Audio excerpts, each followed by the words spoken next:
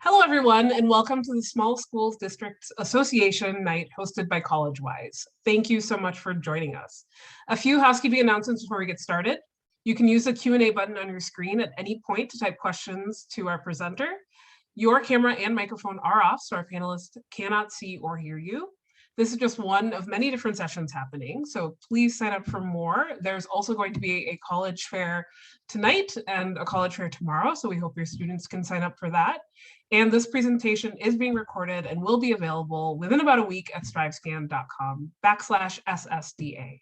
And with that, I'll turn it over to our presenter, Nicole Pilar with CollegeWise.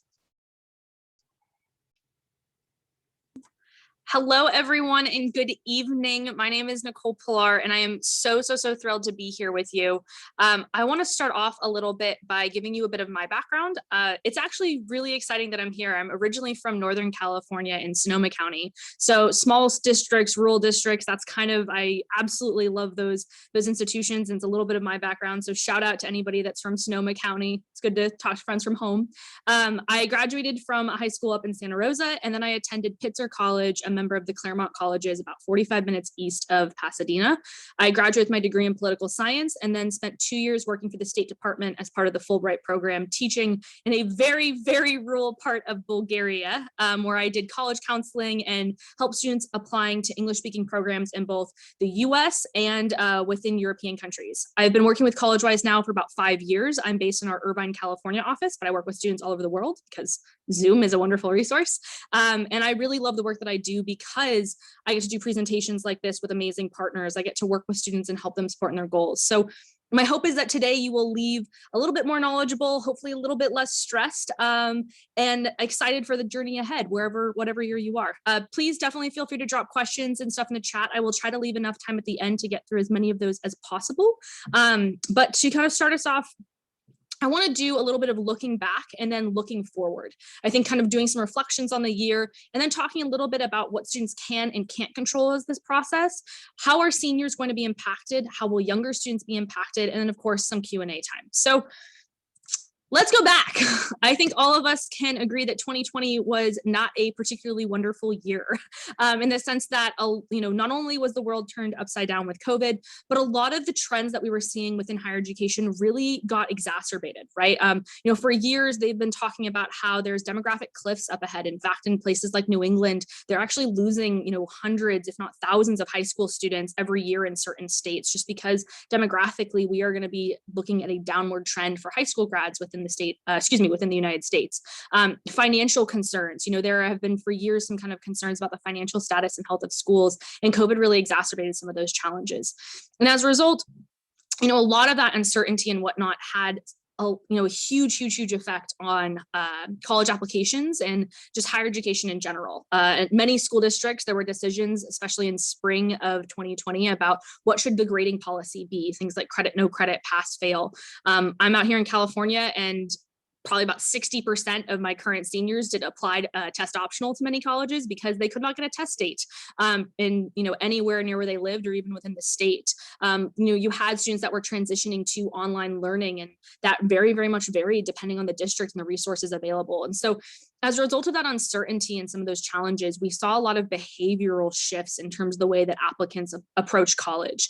Candidly, it kind of plays out in the data, right? If we look at the numbers, that uncertainty led to increases in applications. And I think a lot of these numbers can also be attributed to students that decided to apply under test optional policies. Pretty much every single school, with the exception of the public institutions in the state of Florida, which was not a policy that the institutions wanted, it was by the Board of Governors, but pretty much every institution in America, with the exception of those Florida public schools, chose to go test optional. And as a result, you had a kind of almost a bifurcation within the college, marketplace, so to speak, and that schools that were, places that students maybe wouldn't have chosen to apply to decided to throw their lot in. But you actually saw, despite what a lot of the headlines of the news have been with some of these app numbers, a number of schools saw huge application decreases.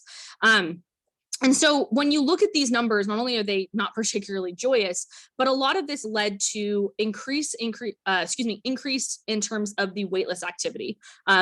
schools this year, historically, they don't have the data that they do from previous cycles to really understand applicant behavior and the likelihood for them to enroll. A term that's really important in higher education is something known as the yield. So if you think about it, with my students, I like to say, the college application process is kind of like going like on The Bachelor or The Bachelorette, right? Of the number of roses that you give out to potential suitors, right, or potential colleges, what percentage of those applicants that you've admitted say yes back to you? For instance, the school that has the highest yield rate, it typically varies between Stanford and Harvard every year, and it's about like 85, 87%. The school that's number 2 has historically been BYU of all places, but again, that's a more self-selecting pool. Typically, colleges have many ways in which they can determine yields. They can look at, did a student choose to do an optional essay that might become part of our application component? Did they, go to the campus visit when we visited their high school? Did they open the emails? Did they create a portal that once they submitted their application, with a digital age, there's a lot of different ways that students can engage in schools, and there's lots of ways for that school to track that. Did they visit campus? But unfortunately, with the rise of COVID, we didn't have as much of those opportunities. And so a lot of colleges are hedging their bets. And so the wait lists, I know, for instance, at I believe it's either UC Santa Cruz or UC Irvine, forgive me, their wait list, instead of it being about 10,000 students, they actually increased it to about 14, 15,000, because we just don't know how students are going to respond. And of course, on the opposite end of having an increase in application numbers, you had fall admit rates drop pretty significantly. I think the other thing to remember is that, again, you had big increases in terms of the application. So naturally the numbers will fall in terms of, like, Yale had a 33% increase in applications. USC saw a 20% increase. So of the schools that we kind of all know the names of, I like to call them the sweatshirt schools or the bumper sticker logo schools, those are institutions that saw big increases in applications. But again, I would encourage students to realize that when you think about building your college list, if you only focus on these types of schools, especially as we look to the following year, it is likely that you are going to be not so happy potentially with your college options in the spring. It's one of the things I talk about a lot with my students is the importance of having a balanced college list. This means looking at some schools that are on the likely side. This means looking at schools that are on the target side. And of course, you're going to have some reach schools. But it's really important that students, if we know that these types of trends at more highly selective institutions are only going to increase potentially in the next cycle, that we fill out the rest of the list with options. So looking ahead, I think a lot of students, when they look at kind of the train wreck, so to speak, that was last year, they're looking at 2020 thinking, oh my gosh, this process is going to feel like this, maybe this, but hopefully not, right? It doesn't have to be this. And ironically, as much as COVID really upended things, it also, a lot of things didn't change. And I think that's because when it comes to the college process, I like to tell students there's the box of things you can control and influence and the box of things you can't control and influence. And I want to say one more thing before we kind of go into some of those aspects to consider.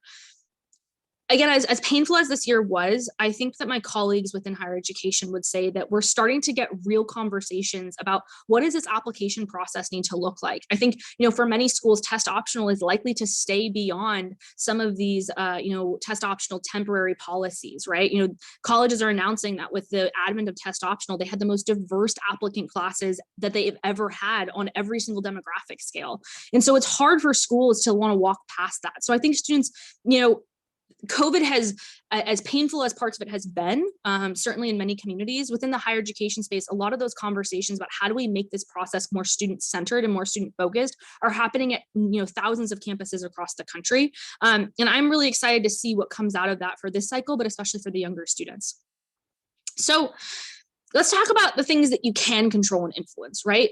Within this process, I like to tell students, holistic admissions is certainly something that's kind of a buzzword within admission, within the admission space, and we'll kind of touch on what that means a little bit later. But I like to kind of think about the applications from two different lenses. One are the academic factors that a student will consider, and the other will be kind of those personal factors.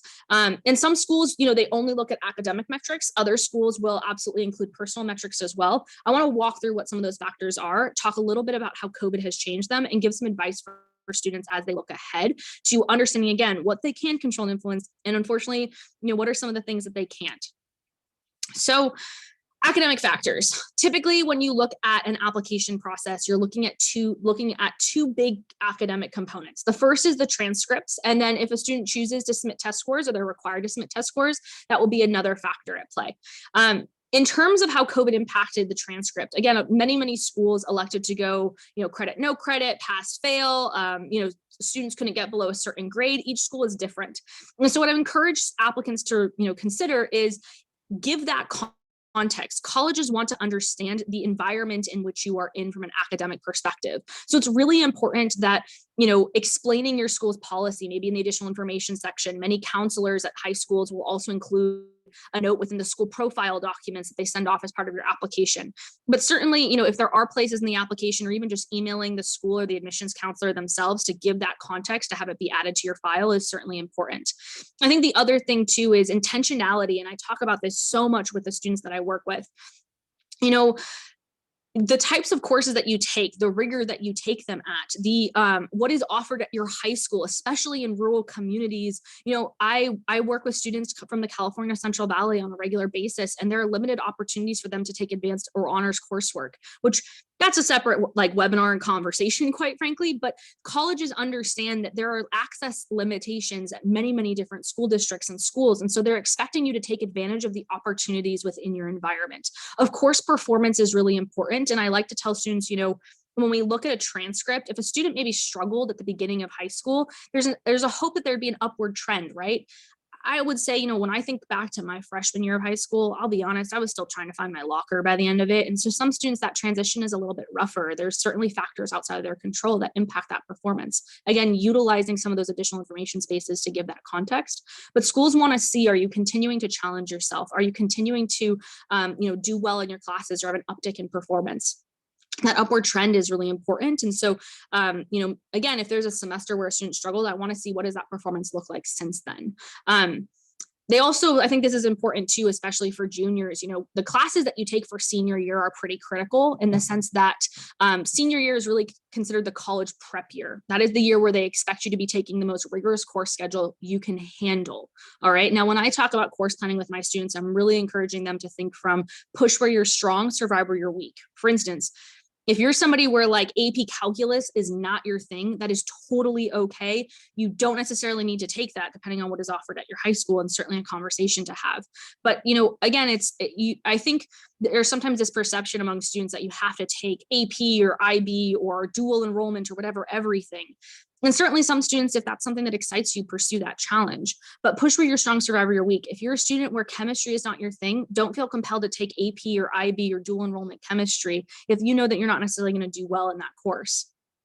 The other thing I think is really important to talk about is test optional. I know there's going to be some presentations on that, I think, later tonight. So if you really want to dive into test optional a little bit deeper, highly recommend checking that out. But in terms of what does test optional mean?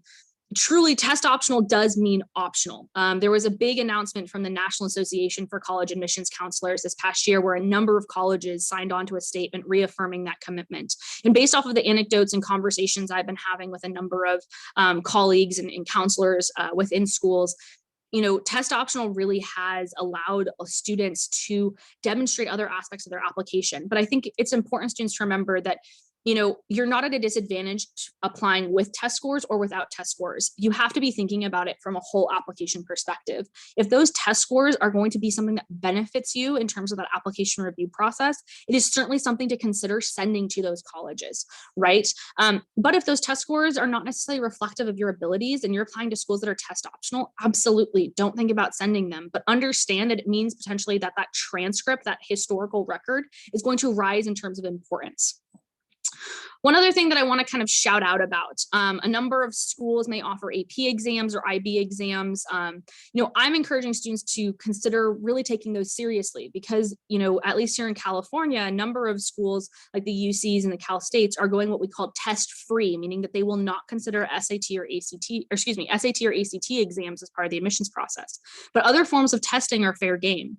So students, one of the benefits of AP testing is that if you do well, you can report those scores on the exam exam, or excuse me, on the applications, but you also don't have to, you're not obligated to report those things. So I'm encouraging students, if you are planning on taking any of that coursework, definitely consider that you will be awarded credit potentially at certain institutions, or maybe you can get out of like, an entry-level English class or certain math classes that are required, which is a great opportunity, saves you some dough, which I'm always a fan of saving money. And they can also be, if the scores are strong, they can be an added bonus to your application in terms of demonstrating proficiency in coursework. Again, I wouldn't necessarily lose sleep over this. I would tell students, be taking these exams seriously. They are coming up. If they're offered at your high school, certainly if you can take advantage of them, definitely a recommendation to potentially add to your applications to benefit you in that way. Let's talk a little bit about holistic admissions though. And again, not every school practices holistic admissions. I'm based here in California, so I'm a little biased, but Boise State, for instance, doesn't really do holistic admissions. The Cal State system doesn't do holistic admissions. It's really based more on the academic factors, but more and more colleges are adopting a holistic admissions model. And this is where they're not just looking at a student's academic record, but they're also looking at who is that student. Because when it comes to admissions, yes, I have to make sure that the student can academically be successful on my campus, but I also want to make sure that I'm admitting students that are going to contribute to the fabric of the campus community. And there's a lot of different ways that I can do that, where I can really understand who is this student outside of their environment. And I like to use this like wheel. It comes from the Collaborative for Academic and Emotional Learning, which is an organization out of the University of Chicago. And these qualities and these traits are some of the things that a lot of colleges have said, this is what makes a student successful on my campus. And there's so many different avenues where students can engage in this, right? I can demonstrate these qualities through my essays, through the coursework that I choose to take, through the letters of recommendation that students are going to maybe submit on behalf of their teachers, through the activities that I choose to engage in, and how a lot of colleges will give students the option of submitting an activity summary, which allows them to describe the types of things that they've been engaged in, or a type of resume, depending on the school.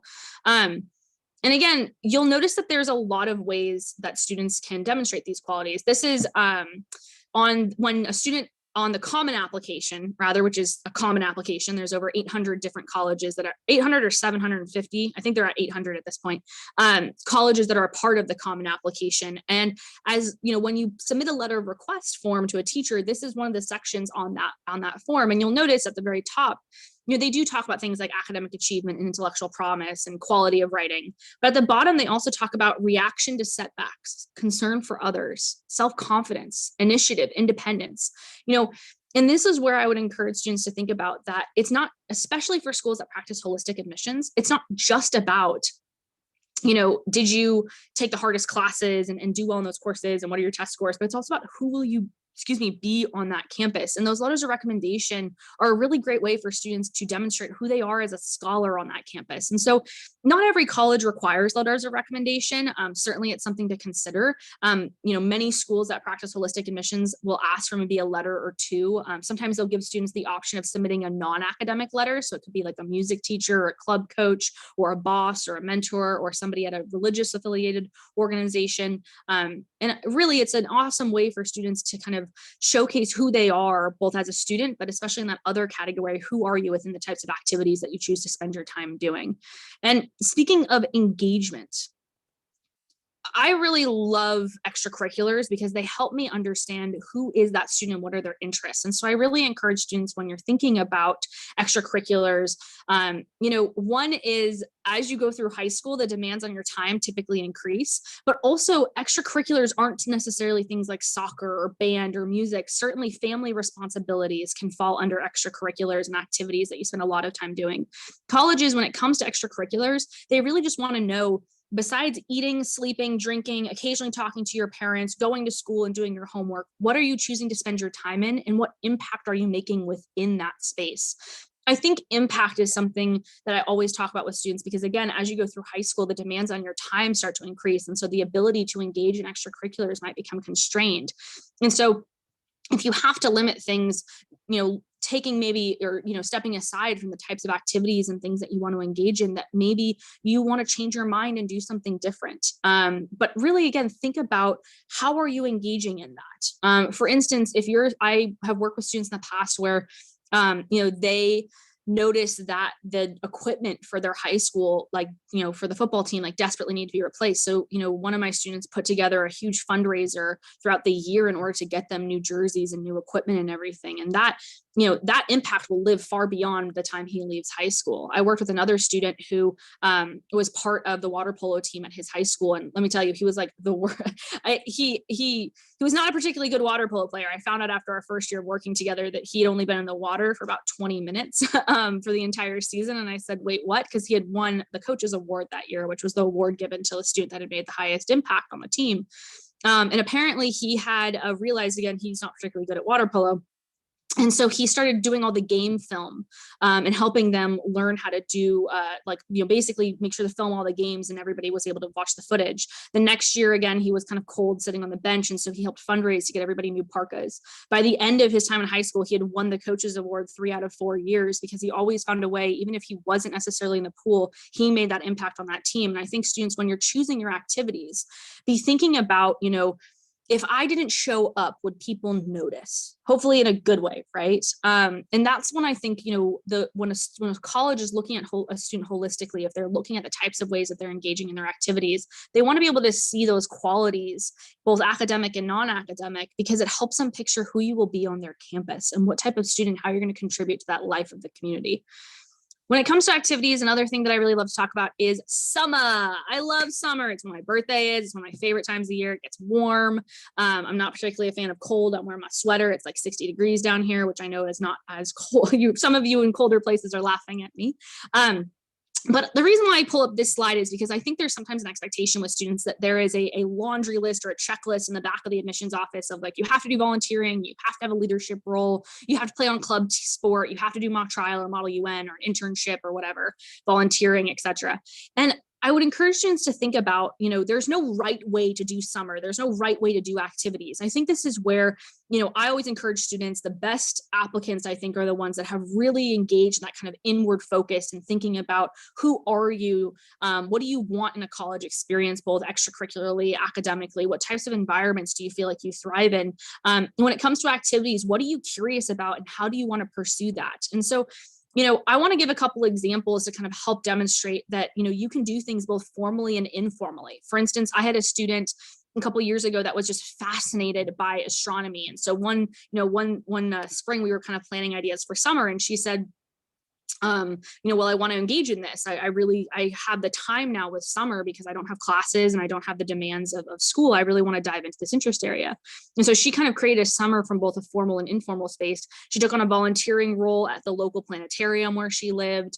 She basically created a blog, analyzing different Star Trek episodes. And she actually built a ham radio in her garage. Her mother was not particularly happy because it meant that the car couldn't be there for like 3 months. And she managed to actually talk to people on the International Space Station, which I didn't know that you could actually do, which was so cool. But she engaged in her interest areas, both in like formal ways, like volunteering. She was also part of the local astronomy club and kind of helped do some of the stuff with young students. They had like a space camp that she helped out with.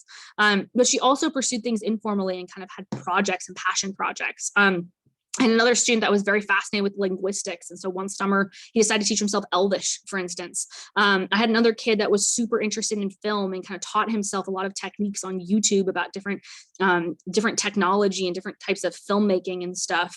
He was fascinated with Alfred Hitchcock with Hitchcock rather. And so he decided to shoot movies designed kind of based off of some of the techniques that Hitchcock used in his films. And he actually started entering them into various film contests and stuff. So I think students, there again is no right way to do extracurriculars. There's no right way to engage in these things. And I think especially, it's about utilizing the resources in your environment, right? I think rural communities are such special places because there are a lot of ways that students can, one, stand out in the applicant pool, quite frankly, but also, there's something really interesting about students that are, engaged in taking care of their community, or perhaps they have to work within, I had a student that wrote about, he worked on a farm. His parents had about 15 heads of steer, or excuse me, he had lots and lots of cows and whatnot. And so he talked a lot about how most of his summer was spent literally in the field, taking them from different pastures that the family had. He basically did like cattle drives essentially all summer and talked about the kind of skills that he had to learn and use. So I think in terms of rural communities, I think looking at what are the opportunities available, how can you make a difference in your community, what activities are available to you, and certainly maximizing those things. But also don't be afraid to create your own activities, and don't be afraid to create your own goals and projects for summer, because I think sometimes those are the most interesting to see where a student's creativity kind of flows. I want to talk a little bit, and I know we're running here close to the time, for seniors. Some of you are the senior class. If you are a senior, you're definitely hopefully making some college decisions. Big advice I would give, and I know that there's going to be some other seminars about this, but utilizing the virtual visit opportunities. I think most schools are going to be asking for candidate reply deadlines by May 1st. So definitely taking advantage of the opportunities to engage with your schools.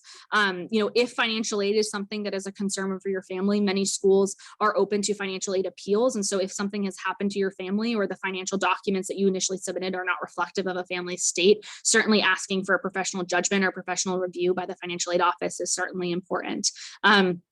But I think ultimately, looking at your options, engaging in the visit or the virtual opportunities that a school is allowing to hopefully find that right fit. And of course, again, if finances are a consideration, reaching out to the school to ask a little bit more about how they may adjust that award.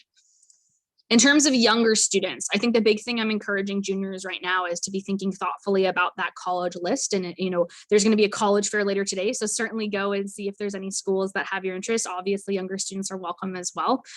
Considering, I always encourage students, test optional is going to be something that I think will be here to stay. Juniors, many colleges have announced test optional policies, but it's always good to sometimes see, does it even make sense for you to take a test? I encourage students to take a practice ACT, maybe practice SAT, see if you have a strength on either. Do your schools require it? Will you have time to even potentially prep for those exams if that's something that you choose to do? But that's one of the benefits about test optional is you get to decide if that's something that will help your application or something that you feel like you want to engage in. I think the other thing that I would encourage younger students to be considering, especially my freshmen and sophomore students, thinking about the courses that you're planning on taking, but also thinking about the intentionality of the way in which you're engaging in your extracurriculars. Are you creating impact, either qualitative or quantitative? Do you want to change your mind? Maybe you don't want to play soccer. Maybe you don't want to play football because you want to start doing music or model UN or volunteer at the library on a more serious basis. It's okay to change your mind. If anything, colleges know you are teenagers and they almost expect you to change your mind to some extent. So I think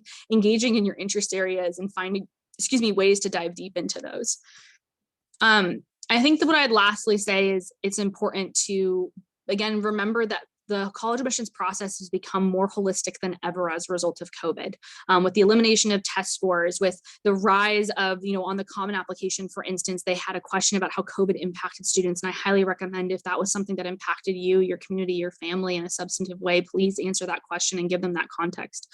Colleges more than ever understand that these circumstances affected students in serious ways in many cases, because remember, they also lived through this. That's, I think, one of the silver perverse linings of this past year is that collectively, humanity really went through this. And so there's more understanding and grace than ever. So students, of course, we want to make sure that you're taking care of business on the academic side of the equation, but don't be afraid to lean in, especially in terms of those, non-academic factors, because especially at more selective institutions, those are going to be the places where you will really be able to stand out in the applicant pool, but also be more interesting and help me imagine who will you be on my campus. I want to make sure, again, we leave enough room for time. College-wise, we're here. We love to do presentations with StriveScan. We also do these with other partners and whatnot. So I wanted to kind of share some of our upcoming events. You can always sign up on our website. But other than that, yeah, I think we should have enough time, hopefully, Layla, for some questions. So feel free to drop those in the Q&A, and I love rapid fire Q&A, y'all. So feel free to say any questions or anything. I will do my very, very best to answer.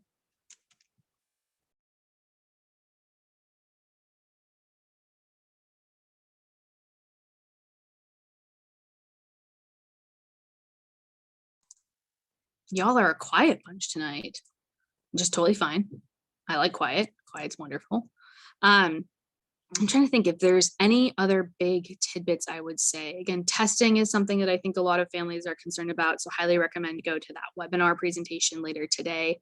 And there's also going to be, I believe, a great presentation about how to look at colleges in the midst of a global pandemic. Hopefully you'll be able to attend the college fair, which I am really, really excited. I saw some great schools there. So yeah, again, feel free to drop anything in the Q&A, y'all. This is your time, and I want to make sure to be as useful and hopefully as possible. Let's see. Ooh, we have Q&A. Okay. Okay, so my son was depressed during COVID. It affected his grades. Any advice? Absolutely. So I think mental health, first off, I want to give a massive shout out to the students on here. I have, first off, like, I am so proud of the classes of 2020, 2021, 2022, 2023, and down, because the resilience that I have seen in teenagers, it gives me hope for the future, but it's also just like, this year was so hard for them. And so many things were taken away. And so I would say, one, to that student out there, you are not alone in any way, shape, or form. I think many students are struggling. And I think a lot of colleges, one, will understand. I think using that additional information space on your applications, talking to your teachers, most teachers and counselors are going to give you like a brag sheet or a packet sometimes to fill out as they help write your letter. If you feel comfortable disclosing that, I would highly recommend. But I think the other thing too is, make sure that you're doing okay. A student's mental health and their well-being is of utmost importance. College is still going to be there if they decide to maybe take a gap year or those things. But, think about, if you're a younger student, what does that trajectory look like after? What are you doing since then to help kind of address that challenge? I think is really important. Colleges want to see blips, not trends. So hopefully, if a student had a rocky time there, spending some time addressing it, maybe it means pulling back from activities. But again, utilizing the spaces on the applications, colleges will understand. They want to see how a student has done after that point, because again, they don't want to necessarily admit a student that wouldn't be able to succeed at their institution. But massive shout out of love and affection to all the students out there that are struggling, because you're not alone. Many college students, they understand that. So I think if you can give them that additional context and also show what has happened since those times, that'll certainly be the best way to kind of present that understanding and that context to help them in that process. What courses do you recommend a high school student takes for pursuing the pre-med track in college? Okay, so let's talk a little bit about medical school. And I love talking about this, so I could go on for hours. One thing to remember, students, is that medical school in America is definitely different from the rest of the world. Typically in the rest of the world, you literally enter medical school right after high school graduation. In America, we believe in Fahrenheit, not Celsius. We do miles, not kilometers, and it applies to med school too. Students have to attend a 4-year undergraduate institution, and then they apply to medical school. One of the things that I think is kind of surprising to a lot of families is that there is actually no pre-med major. Students can apply to medical school with any major they want, but there are typically a series of prerequisite courses that they have to complete in order to apply to medical school. Generally speaking, there are only 4 of those. We're talking biology, chemistry, organic chemistry, and physics. Yeah, everyone looks at me like I'm crazy because I'm doing physics.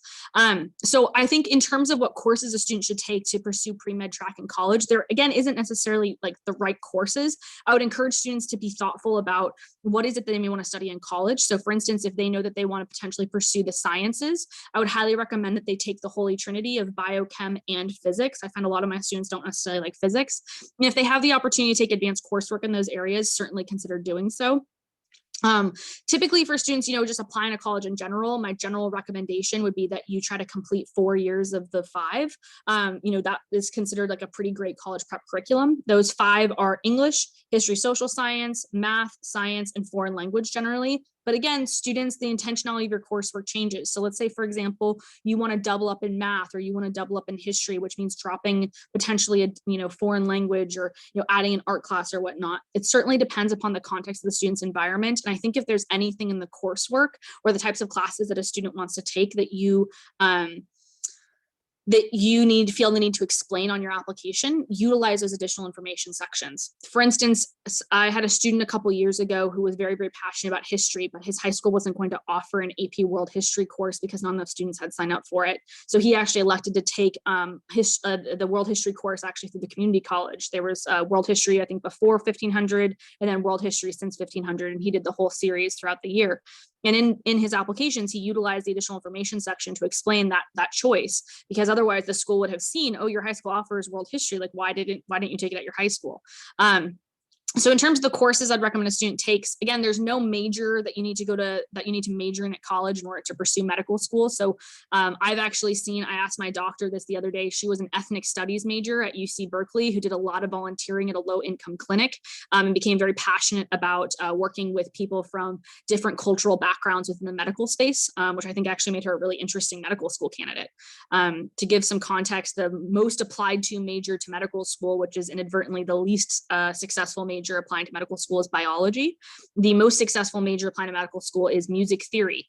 Why? Because like how many people applying to medical school are getting music theory? So my general recommendation to students is pursue a rigorous college prep curriculum to the level of rigor that you can handle within high school. And then when you go to college, definitely make sure that you're consulting with the pre-health or the pre-med advisory team at that school. So you're taking the appropriate coursework that's available at that university to prepare you for medical school admissions. It's a great question, though. I love talking about pre-med. It's a really fun, interesting area for students. And I think always surprises them that you don't have to be a bio major in order to go to medical school, because that those OChem sequence requirements are kind of scary, at least to me, for biology. I think we have time for one more question if any of you out there have any more questions. But otherwise, if y'all are happy, feel free, if you'd like a copy of the slides, you'll get a copy of the presentation in a week on the StriveScan website. Feel free to email, but hopefully this was helpful. And I'm really excited that for the next presentation topics, definitely check them out. Otherwise, I think we will end, Layla.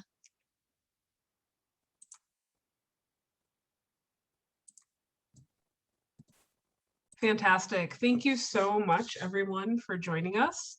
At the end, you'll get a quick 4-question survey. We'd love any sort of feedback that you can share with us. And there are, like I said at the beginning, there are more sessions. There's a great college fair tomorrow night that we hope your students can join us for. And in about a week, you'll be able to find this recording and many others at strivescan.com/SSVA. So with that, have a wonderful evening. And again, thank you, Nicole. Bye, everyone.